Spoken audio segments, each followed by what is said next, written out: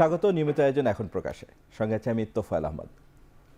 রাষ্ট্র সংস্কার ইস্যুতে ঐক্য প্রক্রিয়ায় রাজনৈতিক দলগুলোকে নিয়ে সংলাপ শুরু করেছে অন্তর্বর্তী সরকার। স্বাভাবিকভাবেই বিভিন্ন ইস্যুতে রাজনৈতিক দলগুলোর মধ্যে মতভেদ পরিলক্ষিত হচ্ছে। প্রশ্ন উঠেছে, সংস্কার কতটুকু হবে?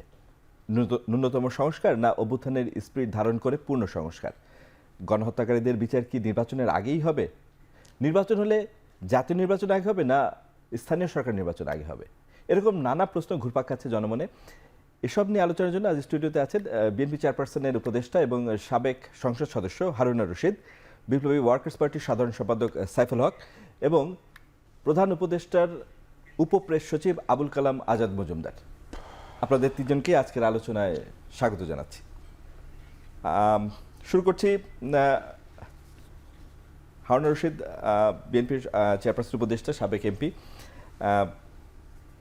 গতকালই ঐক্য প্রক্রিয়া এবং সংস্কার ইস্যুতে ঐক্য প্রক্রিয়ার জন্য সব রাজনৈতিক দলকে 28টি রাজনৈতিক দলকে প্রধানমন্ত্রী ডেকেছিলেন। সেখানে আলোচনা হয়েছে সংস্কার নিয়ে, সংস্কার কতটুকু হবে। পাশাপাশি তিনি এও বলেছেন যে সংস্কার বিষয়ে কোন দলের অবস্থান কি তা জনগণকে জানাতে দলগুলোর অবস্থানগুলো, তাদের অবস্থানের তথ্য ওয়েবসাইটে প্রকাশ করা হবে, অর্থাৎ জনসমক্ষে জানানো হবে রাজনৈতিক দলগুলো কে কোন সংস্কারে কোন পক্ষে অবস্থান করছেন। আপনি কি বিষয়টিকে সমর্থন করেন কিনা, এভাবে রাজনৈতিক দলগুলোর অবস্থান জনসমক্ষে প্রকাশ করা সংস্কার ইস্যুতে? জি, ধন্যবাদ। এখন প্রকাশের এই আয়োজনে আমাকে আমন্ত্রণ জানানোর জন্য উপস্থিত সহ আলোচকবৃন্দ এবং আপনার দেশ বিদেশের সকল দর্শকদের শুভেচ্ছা রইল। দীর্ঘদিন যাবৎ সংস্কার নিয়ে কথা হচ্ছে এবং গতকাল বিভিন্ন সংস্কার কমিশনের যে রিপোর্ট প্রকাশিত হয়েছে এর আলোকে মাননীয় প্রধান উপদেষ্টা মহোদয় বিভিন্ন রাজনৈতিক দলের প্রতিনিধিদের নিয়ে একটা আলোচনা করেছেন এবং আলোচনার পর্যায়ে উনি যে কথাগুলো বলেছেন, বিষয় হচ্ছে সংস্কার তো আমরা সবাই চাই এবং সংস্কার কমিশনের কাছে কিন্তু বাংলাদেশ জাতীয়তাবাদী দল সহ অন্যান্য রাজনৈতিক দলও লিখিতভাবে আমাদের সংস্কারের যে উদ্দেশ্য, লক্ষ্য, কর্মসূচিগুলো আমরা কিন্তু জমা দিয়েছি এবং অন্যান্য রাজনৈতিক দলও জমা দিয়েছে, সাধারণ নাগরিকরাও অনেক প্রস্তাব পরামর্শ দিয়েছে। সে আলোকে একটা খসড়া আপনার প্রস্তাব প্রণয়ন করা হয়েছে। এইটা আপনার এখন বিস্তারিত আলোচনা হচ্ছে। আমি মনে করি যে আপনার বিভিন্ন রাজনৈতিক দল যে সমস্ত বিষয়গুলো অভিন্নতা রয়েছে সেই সমস্ত বিষয়গুলো বাছাই করে সেই জায়গাগুলোতে ঐক্যমতের মধ্য দিয়ে সেগুলো নিয়ে কাজ শুরু করা দরকার। আর বাকি যে সমস্ত বিষয় নিয়ে আমাদের মধ্যে ভিন্নমত আছে বা দ্বিমত আছে সেই জায়গাগুলো নিয়ে আমাদের দীর্ঘ আলাপ আলোচনার মধ্যে যতটুকু সম্ভব সেইটুকু জায়গাগুলো আমরা নিরসন করা প্রয়োজন এবং কোনো অবস্থাতেই জাতীয় ঐক্যমত এই সংস্কার কর্মসূচিকে কেন্দ্র করে যেন আমরা বিভাজিত না হই সেটার দিকে আমাদের বড় দৃষ্টি রাখতে হবে। তার কারণ আমরা বিগত দীর্ঘ সময় যাবৎ একটা অগণতান্ত্রিক ফ্যাসিবাদী শাসনের বিরুদ্ধে আমরা লড়াই করেছি এবং এর মধ্য দিয়ে যে নতুন স্বপ্ন, নতুন উদ্দীপনা নিয়ে আমরা যাত্রা করতে চাই বা আমরা গণতন্ত্রের পথে যে যাত্রা করতে চাই সেটা যেন বাধাগ্রস্ত না হয়। না, এই যে কার কি অবস্থান ওয়েবসাইটে প্রকাশ করে দিলে কি কিছুমাত্র বিরোধের কোনো, আপনি সেটাকে সমর্থন করছেন? অবশ্যই, আমরা তো লিখিতভাবেই জমা দিয়েছি, এটা তো অপ্রকাশিত। সেগুলো আবার তো কম্পাইল করেছে হচ্ছে কমিশন। সেগুলো আমরা যে প্রস্তাবগুলো জমা দিয়েছি সেটা কিন্তু আমাদের দলীয় নেতা কর্মীরাও আমরা জানি না, সেগুলো কোনোটা থাকতেও পারে নাও পারে, সবগুলো যে আছে সেটা তো নিশ্চিত না। সেটা আপনার কোনোটা রেখেছে কোনোটা রাখেনি, সেটা তো কমিশন যে রিপোর্ট জমা দিয়েছে, কমিশন যে রিপোর্ট জমা সেটাও কিন্তু ওয়েবসাইটে তারা দিয়ে দিয়েছে।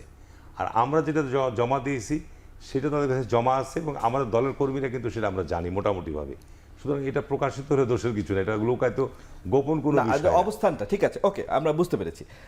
সাইফুল হক, আপনি নিজেই কালকে বৈঠকে ছিলেন এবং আপনার বরাতে কিছু তথ্য গণমাধ্যমে এসছে এবং আপনিও বক্তব্য রেখেছেন যে কালকে প্রথম বৈঠকে বিষয়ভিত্তিক তেমন কোনো আলোচনা হয়নি। প্রথম বৈঠক সূচনা বক্তব্য হিসেবে যেভাবে বক্তব্য আলোচনা হয়েছে সেভাবে হয়েছে।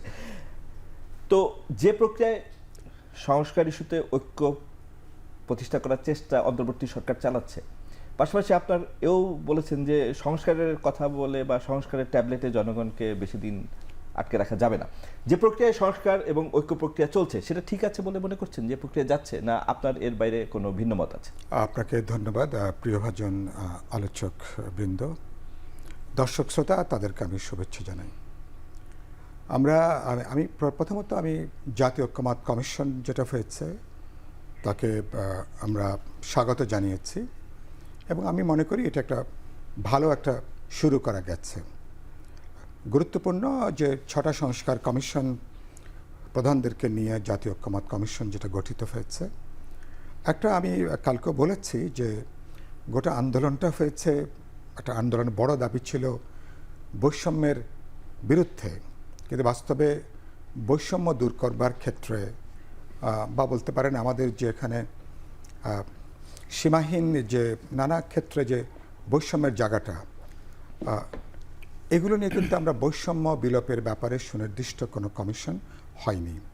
গোটা অর্থনীতি যেখানে একটা দুর্বৃত্তায়িত হয়েছে, অথবা বলতে পারেন দুর্বৃত্তরা যেখানে অর্থনীতির মধ্যে ঢুকে পড়েছে, এই সংক্রান্ত যদি কোনো গুরুত্বপূর্ণ রিফর্ম না হয়, যদি কোনো উত্তরণ করা না যায়, আমি কালকে বলেছি যে তাহলে উপরতলার রাজনৈতিক সংস্কারগুলো কতখানি টেকসই হবে সেটা একটা কিন্তু গুরুত্বপূর্ণ প্রশ্ন।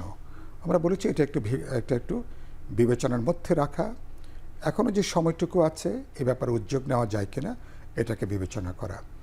2 নম্বর গুরুত্বপূর্ণ হলো যে আমি প্রধান উপদেষ্টার তিনি কালকে যে বক্তব্য রেখেছেন তাকেও আমি ইতিবাচকভাবে উল্লেখ করেছি। তিনি যারা স্পষ্ট করে উল্লেখ করেছেন এবং আমিও সেটাই মনে করি।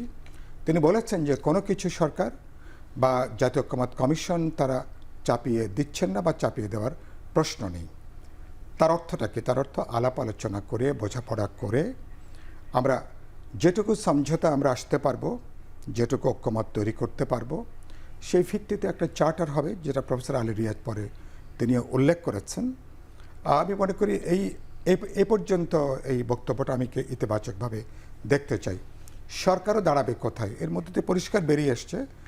বটম লাইন যেখানে যেখানে আমরা একমত হতে পারি সেখানে এটা দাঁড়াবে। এটা এখন গুরুত্বপূর্ণ যে আলোচনাগুলো যেটা আমি পরে উল্লেখ করেছি আমি গতকালও, যে এই পুরো কাজটা করবার ক্ষেত্রে সরকারের রাজনৈতিক সদিচ্ছা, সরকারের দক্ষতা, প্রজ্ঞা এবং সরকারের একটা নিরপেক্ষ চরিত্র বৈশিষ্ট্য অক্ষুণ্ণ রাখা দরকার।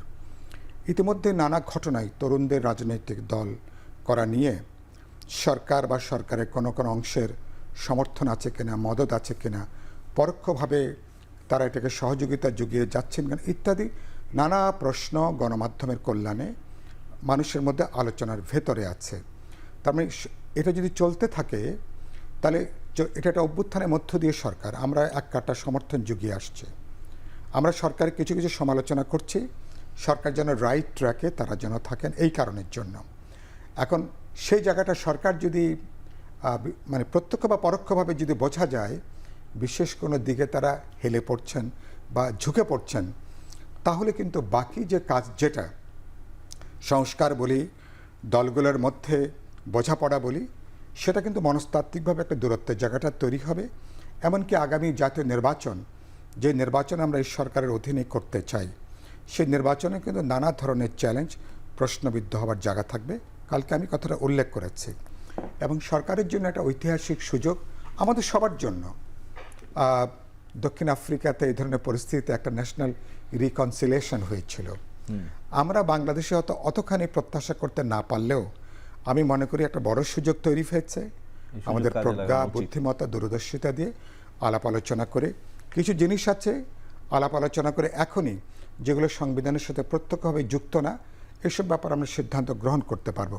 কারণ এসব ব্যাপারে তো আমাদের প্রায়র কমিটমেন্ট আছে। বিপ্লবী ওয়ার্কার্স পার্টি, গণতন্ত্র মঞ্চ, বিএনপি বা যারা আমরা বহু বছর ধরে রাজপথে একসাথে যুগপৎ আন্দোলনে ছিলাম, আমাদের কিন্তু পাবলিকলি কমিটমেন্ট আছে।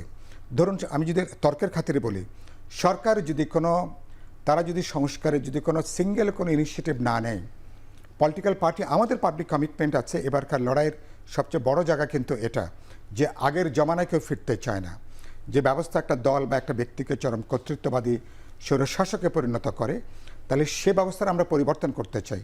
সে রাষ্ট্র, সরকার, সংবিধান, গোটা প্রশাসনিক ব্যবস্থা। সেই কারণের জন্য বলেছি, সুতরাং এ ব্যাপারে আমরা মানুষের কাছে আমাদের অঙ্গীকার আমাদের আছে। এই জন্য আমরা সরকারকে সহযোগিতা করতে চাই। নানা প্রশ্নে দ্বিমত থাকবে, ভিন্নতা থাকবে, কিন্তু শেষ পর্যন্ত আমরা তো মিনিমাম জায়গাটা দাঁড়াবো। এবং আগামী আমরা এটাও বলেছি যে এর মধ্য দিয়ে এবছরের মধ্যে যদি আমরা একটা অবাধ, নিরপেক্ষ, বিশ্বাসযোগ্য নির্বাচন করতে পারি, সেটা মনে করি এটা সরকারের জন্য এটা একটা অত্যন্ত গুরুত্বপূর্ণ কাজ হিসেবে এটা কিন্তু চিহ্নিত হবে। ধন্যবাদ। তাহলে বাংলাদেশ একটা নতুন পর্যায়ে বাংলাদেশ উন্নীত হতে পারে। ধন্যবাদ সাইফুল হক। জনাব আজাদ মজুমদার, একটা টাইম ফ্রেম ঘোষণা ইতিমধ্যেই হয়েছে, কোনো বিকল্প ছাড়াই যে এই বছরের শেষের দিকে নির্বাচনটা হচ্ছে। যদি তার আগে তফসিল ঘোষণা করতে হয় 3 মাস বা 2.5 মাস আগে, তাহলে সংস্কার প্রক্রিয়া যে শুরু হলো, এটার জন্য আমরা 6 মাসের বেশি হয়তো হাতে বেশি সময় পাওয়া যাবে না, যদি আমরা নির্বাচনকে ডিসেম্বরে ধরি। ইতিমধ্যেই কো-চেয়ার, জাতীয় ঐক্যমত্য কমিশনের কো-চেয়ার বলেছেন তারা বেশি সময় নেবেনও না সংস্কার প্রক্রিয়ার জন্য, ঐক্যমতে আনার জন্য। তারপর এই 6 মাস কি যথেষ্ট? সবগুলো রাজনৈতিক দলকে ঐক্যমতে এনে সংস্কার যতটুকু ন্যূনতম হোক আর মডারেট হোক, সেই সংস্কার কি এই অল্প সময়ের ভিতর করা সম্ভব হবে? প্রথম কথা হচ্ছে, আপনি বলেছেন যদি আমরা ধরি, যদির উপর আসলে কোনো কিছু মন্তব্য করা যায় না। আর প্রধানমন্ত্রী সেই বলেছেন যে প্রধান ডিসেম্বরে, উপদেষ্টা দুটো টাইমলাইন বলেছেন উনি, এবং সেই টাইমলাইনটাতে উনি স্টিক করেছেন। কিন্তু উনি বলে- এনএইচকে কিন্তু বলেছেন না একটা। আমাকে আপনি একটু কাইন্ডলি উত্তর দিতে দেন। উনি বলুক।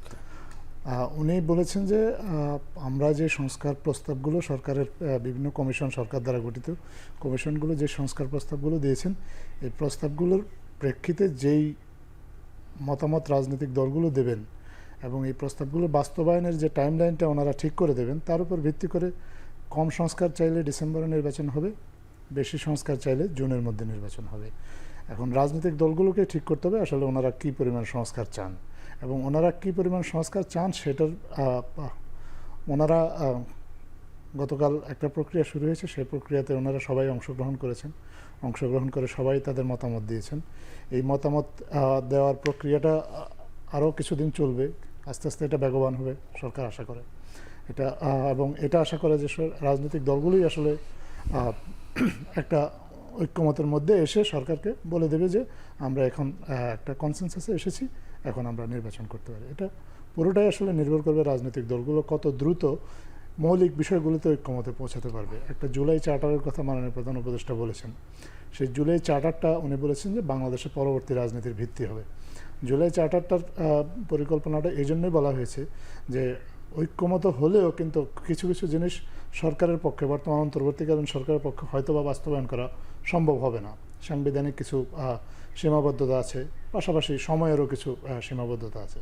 তো সময়ের সীমাবদ্ধতা, সাংবিধানিক সীমাবদ্ধতা ইত্যাদি নানা সীমাবদ্ধতার কারণে যদি বর্তমান অন্তর্বর্তীকালীন সরকার সেটা বাস্তবায়ন নাও করতে পারে, তাহলে পরবর্তী যে সরকার আসবে সেটা তারা বাস্তবায়ন করবে, কিন্তু আগে তাদেরকে মানে রাজনৈতিক দলগুলোকে একমত হয়ে এই জুলাই চার্টারে একটা স্বাক্ষর করতে হবে।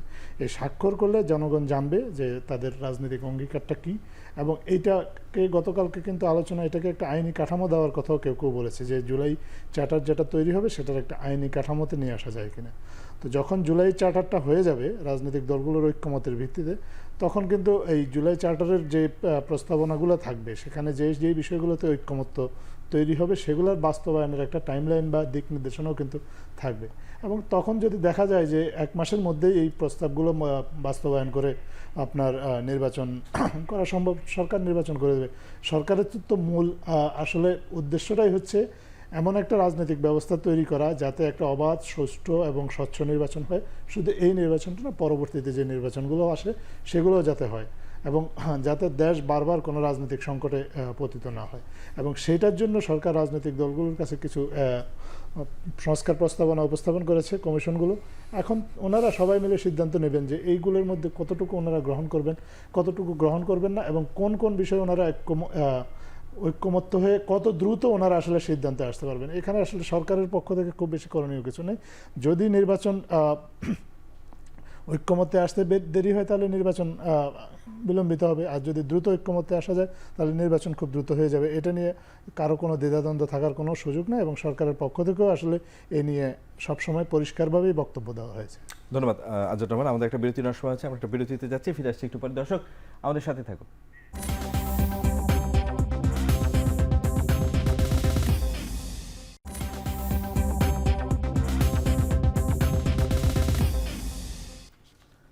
বিরতির পর আবারও ফিরলাম আজকের আলাপে। আবারও জনাব হারুন রশিদ, আপনাকে দিয়ে শুরু করতে চাই। এই গতকালের আলোচনায় কয়েকটা বিষয় আবার একমত হয়েছেন রাজনৈতিক দলগুলো। তার একটি হচ্ছে যে গণহত্যা বা স্বৈরাচারের দোষরদের বিচার ইস্যুতে সব দলই একমত হয়েছেন, তাদের বিচার প্রক্রিয়াটা এগিয়ে যাওয়া উচিত, সম্ভব হলে নির্বাচনের আগেই যদি কোনো ফল দেখা যায়। এটা একে তো একটা সাবজুডিস ইস্যু, যেহেতু আদালতের রায় চলছে। আবার এই বিষয়ে মন্তব্য করে আইন উপদেষ্টা ট্রাইব্যুনালের চেয়ারম্যানের কাছ থেকে সতর্কবার্তাও পেয়েছেন। উনি বলেছিলেন যে অক্টোবরের ভিতর দু একটি মামলা রায় হতে পারে।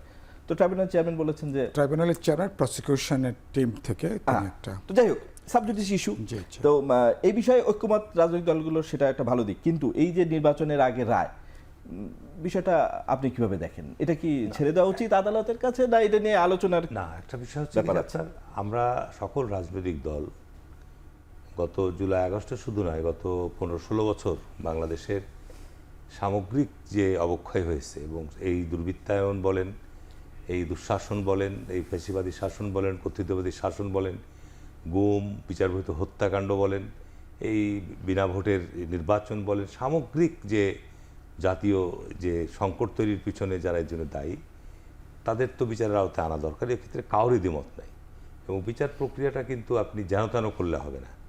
হ্যাঁ, মানে আমার বিচার ইস্যু ছিল প্রক্রিয়াটা যে নিয়ে কোনো নির্বাচনের সাথে প্রশ্নবিদ্ধ- সেটা সম্পর্কিত করা। বিচার প্রক্রিয়াটা যেন প্রশ্নবিদ্ধ না হয়। কারণ এগুলো আমাদের সময়, এগুলো আমরা দৃশ্যমান, এবং এগুলো সাক্ষী, এগুলো আলামত সব কিছু বিদ্যমান আছে। সুতরাং আমরা তো 50 বছর আগের 71-এর সময় কারা যুদ্ধাপরাধী ছিল, 50 বছর পরে সে তার বিচার করছি না। আমরা বর্তমান বিদ্যমান সময়ের ঘটনাবলী নিয়ে আমরা বিচার করছি, এবং এই বিচারগুলো যেন কোনো প্রশ্নবিদ্ধ না হয়, কোনো ধরনের কোনো বিতর্ক তৈরি না হয়। তার জন্যে আমরা চাই যে এগুলো একটা সুদৃষ্ট অভিযোগের ভিত্তিতে তাদের বিচারের আওতায় আনা হোক। নির্বাচনের সাথে সম্পর্কিত করা উচিত কিনা? এবং কোনো অবস্থাতেই নির্বাচনের সাথে সম্পর্ক, বিচার প্রক্রিয়া কিন্তু একটা দীর্ঘ প্রক্রিয়া। বিচার প্রক্রিয়া, এখানে আলামত লাগবে, সাক্ষী লাগবে, তারপরে আপনার সেখানে এক আদালত থেকে আর এক আদালতে যাবে, উচ্চ আদালতে যাবে। এটা নিষ্পত্তি হতে, চূড়ান্ত রায় আসতে আপনার বেশ সময় অপেক্ষা করা লাগবে। এর সাথে নির্বাচনকে আপনার জুড়ে দেওয়া মোটেও উচিত নয়। আপনাকে আমরা কেন বলছি দেখেন, যে এটা নিয়ে বিতর্ক তৈরি হচ্ছে। নির্বাচন মধ্য দিয়ে জাতি একটা অস্থিতিশীল অবস্থার মধ্যে আছে। যখন আপনি একটা নির্বাচনের মধ্য দিয়ে একটা সরকার গঠিত হবে, তখন একটা দেশে কিন্তু একটা স্থিতিশীলতা ফিরে আসবে। রাষ্ট্রের সমস্ত অঙ্গগুলোতে একটা স্থিতিশীলতা ফিরে আসবে। প্রশাসন, আইন প্রক্রিয়া সংস্থা, সর্ব জায়গায় কিন্তু তখন একটা ডিসিপ্লিন ফিরে আনা সহজ হবে। এখন যে বিশৃঙ্খল অবস্থা বিরাজ করছে, যে কারণে আপনাকে আমরা বলছি যে নির্বাচন আগে করতে পারছে। নির্বাচনকে নিয়েও কিন্তু বিভিন্ন রকম মতবিরোধ তৈরি হচ্ছে। দেখবেন যে কেউ চাচ্ছে আগে স্থানীয় নির্বাচন। কারা চাচ্ছে? আমি যদি সুস্পষ্টভাবে বলি, জামাতই চাচ্ছে।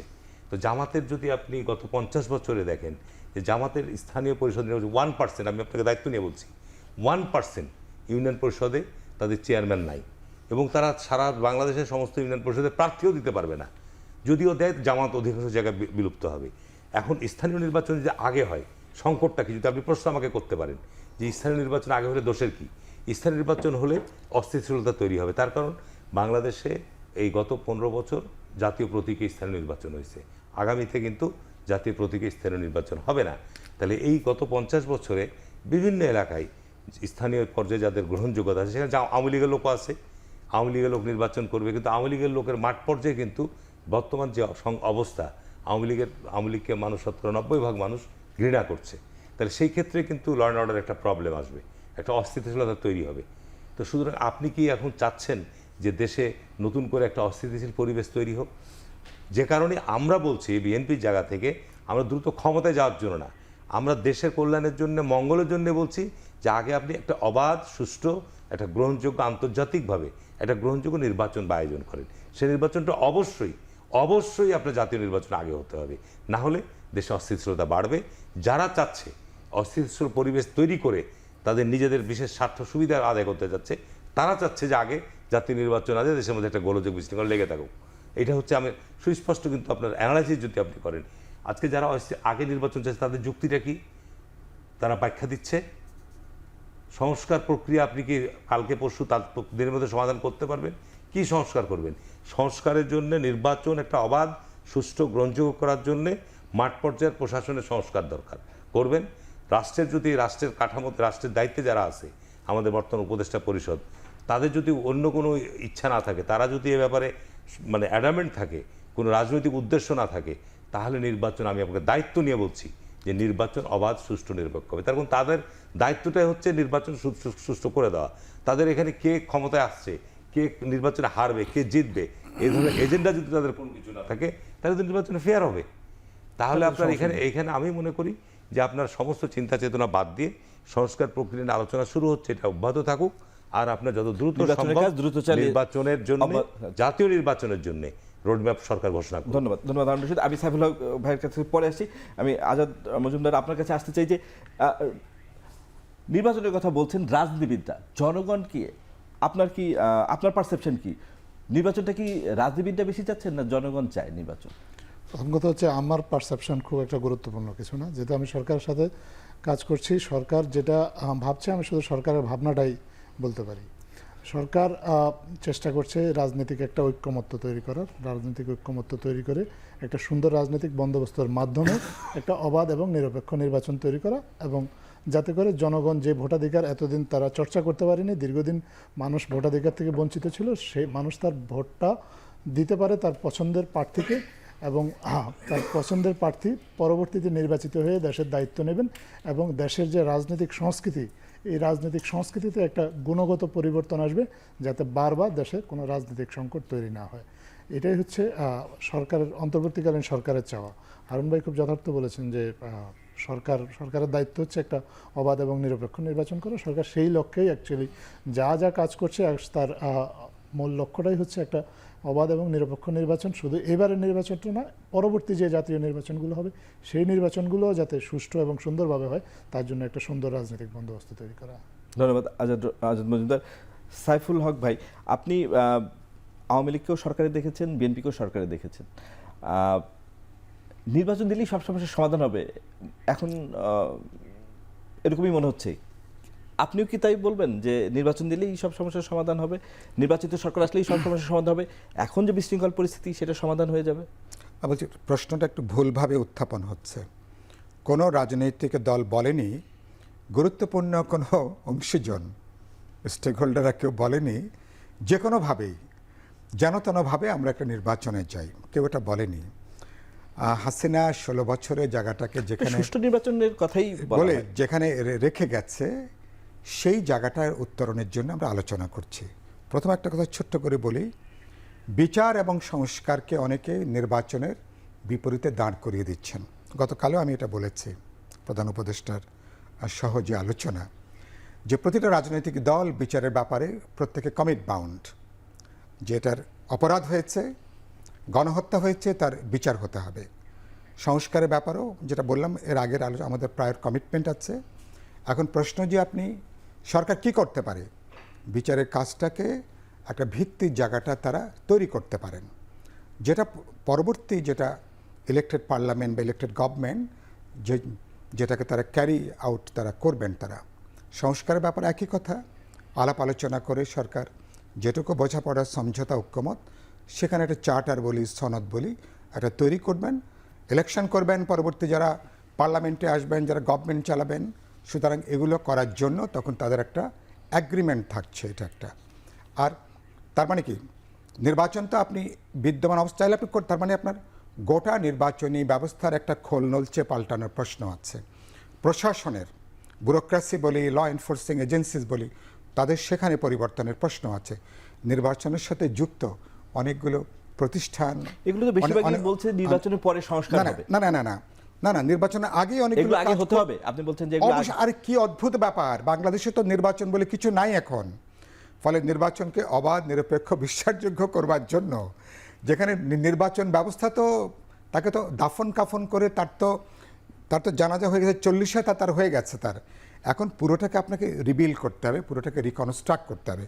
151টা সংস্কারের প্রস্তাব দিয়েছেন। আমি যদি ভুল না করে থাকি, ইলেকশন যে ওই নির্বাচন সংস্কার কমিশন, তার 151টা।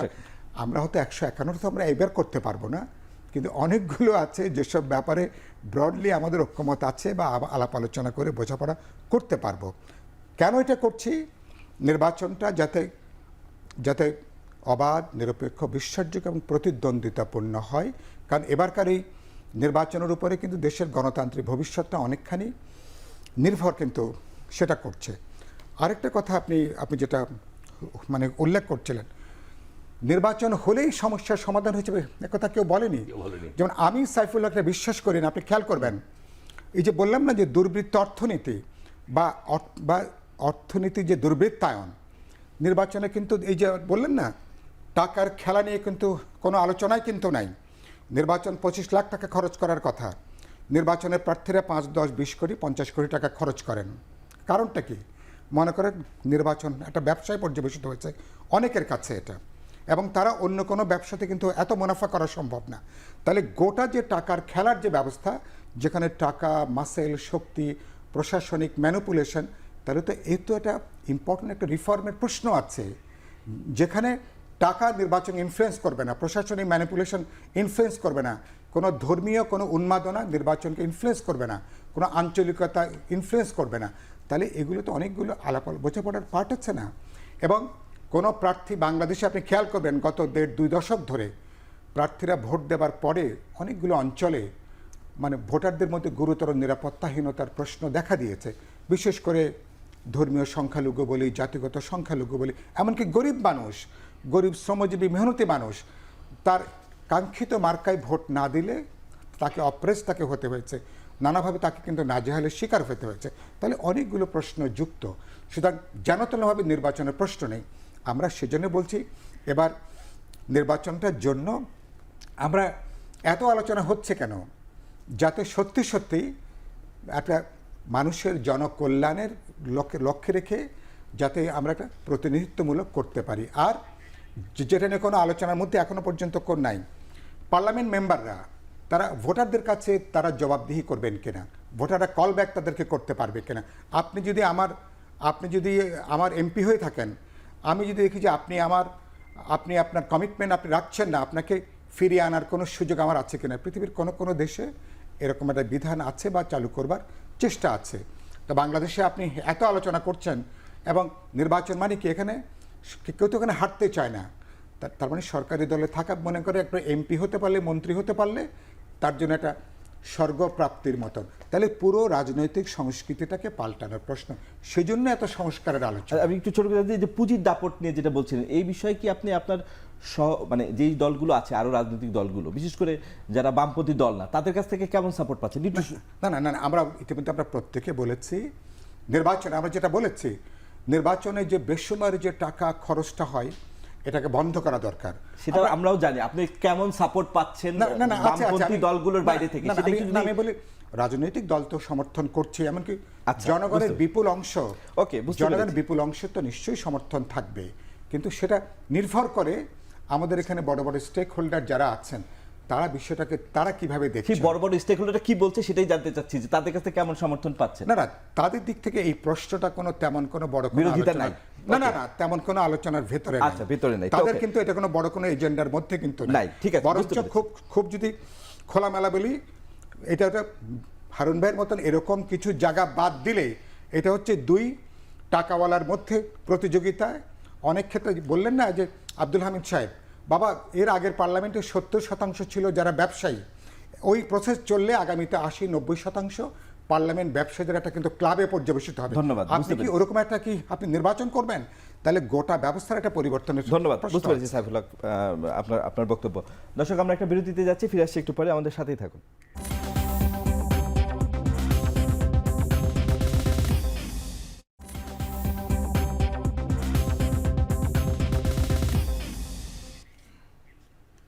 বিরতির পর আবারও ফিরে এলাম আজকের আলোচনায়। এবার জনাব আজাদ মজুমদার, আমরা ঐক্য এবং সংস্কার প্রক্রিয়ার বাইরে রিসেন্ট ঘটনায় একটু জানতে চাই, যেহেতু আপনি সরকারে আছেন এবং সামাজিক যোগাযোগ মাধ্যমের বিষয়গুলো নিয়ে অনেক লেখালেখি হচ্ছে। যেমন বাংলা একাডেমিতে আজকে দুটি স্যানিটারি ন্যাপকিন বিক্রি স্টল বন্ধ করে দেওয়া হয়েছে, আর এর 2-1 দিন আগে উত্তরায় বসন্ত উৎসব বন্ধ হয়েছে, টাঙ্গাইলে হেফাজতের আপত্তিতে লালন স্মরণ উৎসব বন্ধ হয়েছে। এই সব ঘটনাগুলো মানে জনগণকে নানান অস্বস্তি দিচ্ছে। এই বিষয়গুলো নিয়ে সরকার কি ভাবছে? এই ঘটনাগুলো কেন ঘটছে বা এই ঘটনাগুলো ঘটা উচিত কিনা? প্রথম কথা হচ্ছে যে বর্তমান অন্তর্বর্তীকালীন সরকার কোনো ধরনের গোঁড়ামি, কোনো ধরনের আপনার কোনো কিছু মানুষের উপর চাপিয়ে দেওয়া, এগুলো বিশ্বাস করে না।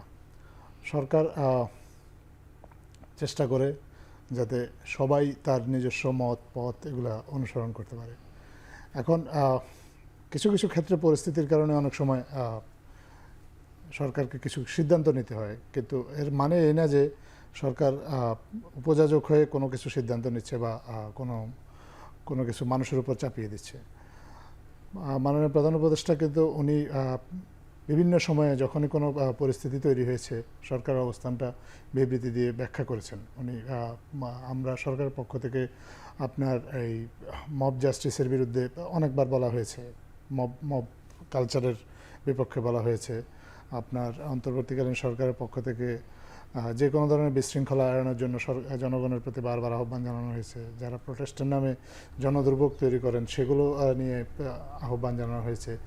নারীদের যে অধিকার, বিশেষ করে নারীদের অধিকার নিয়ে, নারী ফুটবল নিয়ে একটা সমস্যা হয়েছিল, সরকারের পক্ষ থেকে খুব কড়া বিবৃতি দেওয়া হয়েছে এবং কঠোর পদক্ষেপ নিয়ে এটাকে আবার ওই ফুটবল ম্যাচগুলো হয়েছে।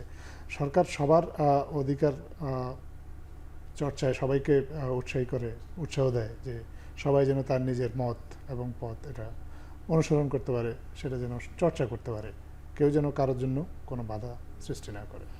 এই ঘটনাগুলো মানে সরকারকে তো বিব্রতও করছে না, কিছু কিছু ক্ষেত্রে হয়তো বিব্রত হচ্ছে, সরকারের কিছু সীমাবদ্ধতা আছে, সেই সীমাবদ্ধতাগুলো মেনে নিয়ে কিন্তু সরকার কাজ করছে এবং সরকার এসব ক্ষেত্রে আসলে সবার সহযোগিতা কামনা করে। বর্তমান অন্তর্বর্তীকালীন সরকার কিন্তু এই সবাইকে নিয়েই কাজ করছে। এই অন্তর্বর্তীকালীন সরকারের মূল শক্তি হচ্ছে আসলে আমাদের যে ক্রিয়াশীল রাজনৈতিক দলগুলো এবং সামাজিক যে সংগঠন সবার সমর্থন। তো সবার কাছ থেকে যদি সমর্থন পাওয়া যায় তাহলে এইসব ক্ষেত্রে যেসব ছোটোখাটো সমস্যাগুলো হচ্ছে এগুলো আসলে উতরে যাওয়া খুব বড় কঠিন কিছু হবে না। ধন্যবাদ আজাদ মজুমদার। জনাব সাইফুল হক, আপনি গতকালের বৈঠকে ছিলেন, সেখানে ছাত্র বা শিক্ষার্থীদের প্রতিনিধি দল হিসেবে রাজনৈতিক দল এই পর্যন্ত রাজনৈতিক দল হওয়ার না সত্ত্বেও তারা আমন্ত্রণ পেয়েছেন এবং বৈঠকে অংশ নিয়েছেন। এবং আমরা পত্রিকান্তরে জেনেছি এ মাসেই একটি নতুন ছাত্রদের রাজনৈতিক দল আসছে। বিদেশি 2-3টি জনপ্রিয় দলের গঠনতন্ত্র বা তাদের কিভাবে তারা পরিচালিত হয় সেসব নিয়ে গবেষণা হয়েছে। তার আদলে একটি জনপ্রিয় ছাত্রদের রাজনৈতিক দল গঠনের প্রয়াস হয়তো আমরা এ মাসেই দেখতে পাবো। আপনি এই নতুন দল সম্পর্কে আপনার অভিমত কি? অনেকেই বলছেন যে কিংস পার্টি হবে কিনা, আপনি কি মনে করেন? না, আমি এবারকার তরুণদের দল কিংস পার্টি হবে এটা নিশ্চয়ই আমি চাইব না। আমি মনে করি অভ্যুত্থানের ছাত্র শ্রমিক জনতার অভ্যুত্থানের মধ্য দিয়ে আমাদের তারুণ্যের যে রাজনৈতিক মানসিকতা, দেশ নিয়ে, সমাজ নিয়ে, ভবিষ্যৎ নিয়ে, তারা যদি একটা নতুন ভাবনা, নতুন ভিশন নিয়ে দল করবেন, আমি তো এটাকে ইতিমধ্যে আমি বহু জায়গায় এটাকে স্বাগত জানিয়েছি। এবং এটা রাজনৈতিক সংস্কৃতির অংশ হিসাবে আমরা তো তরুণদের জন্যই তো আমরা মানে আমার হাতের যে মশাল এটা তো আমি পরবর্তী প্রজন্মের হাতেই দেব। সুতরাং আমি দেখেছি সে অর্থে, সুতরাং এ ব্যাপারে কোনো প্রশ্ন নেই। যেটা আসছে সেটা হলো যেটা আমরা একটু আগে অফ এয়ারে আলাপ করছিলাম, আমি মনে করি যে তাদের যে সম্ভাবনার জায়গাটা, ইতিমধ্যে তাদের অনেকগুলো কথাবার্তা, অতিকথন, এমনকি বডি ল্যাঙ্গুয়েজ সমাজের নানা অংশের মানুষের মধ্যে যথেষ্ট বিরক্তি, ক্ষোভের এটা জন্ম দিয়েছে। মানুষ খুব একটা বিখ্যাত কথা আছে, সেটা হলো আপনি সামনে চলতে চান, প্রবীণের অভিজ্ঞতাটা নেন, তারুণ্যের দীপ্তিকে আপনি জাগিয়ে তোলেন। এবং আপনার কাছে মানুষ বিনয় দেখতে চাই, আপনি শুনবেন। তারুণ্য একজন প্রতিবাদী, প্রতিরোধ করবে, সংগ্রাম করবে, বিপ্লব করবে, আবার একই সাথে তার মধ্যে আপনি বিনয়টাকেও আপনি কিন্তু যুক্ত করবেন। কিন্তু সরকারের ছায়া থেকে যদি এটা মনে না হয় যে সরকারের ছায়া থেকে দলটা দাঁড়িয়ে যাচ্ছে, তাহলে তাদের যে সম্ভাবনা যেটুকু আছে, সম্ভাবনা শুরুতে হোঁচট খেতে পারে এবং রাজনৈতিক দলগুলির সাথে অপ্রয়োজনীয় একটা মনস্তাত্ত্বিক দূরত্ব তৈরি হতে পারে। সুতরাং রাজনৈতিক দলগুলো বরং নিশ্চয়ই তাদেরকে এনকারেজই তাদেরকে করতে চাইবে এবং তারাও টোটাল ম্যাক্রো লেভেলে পলিটিক্যাল ডিসকোর্সে তারা ইতিবাচক কর্মসূচি নিয়ে আসবেন, সেটাই নিশ্চয়ই আমরা দেখতে চাই। ধন্যবাদ সাইফুল হক। হারুন রশিদ, আপনার কাছে জানতে চাই যে আপনাদের দীর্ঘদিনের জোট সঙ্গী জামায়াত ইসলাম, তাদের সাথে আপনারা এখন একটু মুখোমুখি অবস্থানে আছেন বিভিন্ন ইস্যুতে। আমি বলছি না যে রাজনৈতিক মাঠে, কিন্তু তারপরও অবস্থা দৃষ্টি মনে হচ্ছে যে এক সময়ের জোটবদ্ধ দুই দল এবার হয়তো সামনে নির্বাচনে আলাদা নির্বাচন করবে, সে দিকেই আগাচ্ছে। তো জামাতের সাথে এই হঠাৎ আপনাদের এরকম মুখোমুখি অবস্থানের কারণ কি বিভিন্ন ইস্যুতে এবং হয়তো বা মাঠে? এখানে একটা জিনিস আপনার লক্ষ্য করতে হবে যে জামাতের সঙ্গে শহীদ রাষ্ট্রপতি জিয়াউর রহমানের যখন আপনার বাকশাল বিলুপ্ত করে দিয়ে বহুদলীয় গণতান্ত্রিক পথ উন্মুক্ত করা হলো, সে সময় জামাত ইসলাম নতুনভাবে রাজনীতি করার সুযোগ পায়। এবং একরকম বলা যায় যে সেই সময় থেকে কিন্তু তাদের যৌথ যুগপৎ চলা, নির্বাচন করা বিএনপির সঙ্গেই। এবং বিএনপি থেকে যখনই তারা বিচ্যুত হয়েছে, ধরেন যে সে এরশাদের সঙ্গে গিয়েছে কিংবা আপনার আওয়ামী লীগের সঙ্গে জোটবদ্ধ হয়েছে, তখন কিন্তু জনগণের কাছ থেকে তারা বিচ্ছিন্ন হয়েছে। এখন যেহেতু আপনার বর্তমানে রাজনীতিতে মাঠে আওয়ামী লীগ নাই এবং স্বাভাবিক কারণে আগামী জাতীয় নির্বাচনে জামাত আলাদাভাবে নির্বাচন করবে, জাতীয়তাবাদী দল আলাদা নির্বাচন করবে, অসুবিধার কিছু নাই। কিন্তু কিছু কিছু ক্ষেত্রে যে মতদ্বৈধতা বা মতবিরোধ তৈরি হচ্ছে, এটা আমি মনে করি যে এটা একটা ভিন্ন রাজনৈতিক দল হিসেবে হতেই পারে, কিন্তু যৌক্তিক এবং অযৌক্তিক এই বিষয়গুলো থাকবে। এখানে আমরা যেমন নির্বাচন আগে চাচ্ছি, জাতীয় নির্বাচন, হয়তো জামাত ইসলাম বলছে যে আগে স্থানীয় সরকার বা বিচার প্রক্রিয়া বিচার প্রক্রিয়া, এই সমস্তগুলো তারা নির্বাচনকে বিলম্বিত করতে চাচ্ছে। আমি আগেই আপনাকে নির্বাচন বিলম্বিত করা, এই বিষয়ে কি আপনি মনে করেন জামাত নির্বাচন বিলম্বিত করতে চাচ্ছে? জামাত কৌশলে তারা স্পষ্ট বলছে না, তারা যখন বলছে যে সংস্কার প্রক্রিয়া সম্পূর্ণ না করে নির্বাচন করা ঠিক হবে না, তার মানে আপনার নির্বাচন বিলম্ব হবে। এটা তো একটা গুরুতর এখন বিষয় জায়গা হচ্ছে যে তারা কিন্তু সুনির্দিষ্টভাবে গুরুত্বপূর্ণ সংস্কার কর্ম পরিকল্পনার ব্যাপারে তাদের কিন্তু সুনির্দিষ্ট কোনো দিক নির্দেশনা নাই। সংস্কার তো একটা অনেক বড় বিষয়। তো যে কারণে এখানে জামাত ইসলাম তাদের ভিত্তি অবস্থান জনগণের কাছে কতটুকু, এটা 50 বছর আমি আপনি সবাই জানি, দেশবাসীও জানে। স্থানীয় সরকার কাঠামোর মধ্যে তাদের ভিত্তি অবস্থান সেটা বলেছেন সবাই জানে, এবং জাতীয় পর্যায়ে তাদের অবস্থান ভিত্তি সবাই জানে।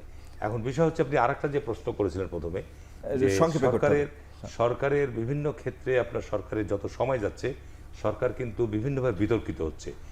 তার কারণ সরকার বিভিন্ন বিষয়গুলো কিন্তু যেভাবে সামাল দেওয়া দরকার সামাল দিতে পারছে। যেমন আপনি ধরে নিতে পারেন, আমাদের সময় কম, আপনি দ্রুত শেষ করতে। আমাদের দেশের আবহমান কাল থেকে যে সম্প্রীতি, এই সম্প্রীতির জায়গাগুলো এমন কোনো জায়গা থেকে বিঘ্নিত হোক বা প্রশ্নবিদ্ধ হোক, এটা কিন্তু আমরা বাংলাদেশ জাতীয়তাবাদী দল প্রত্যাশা করব না।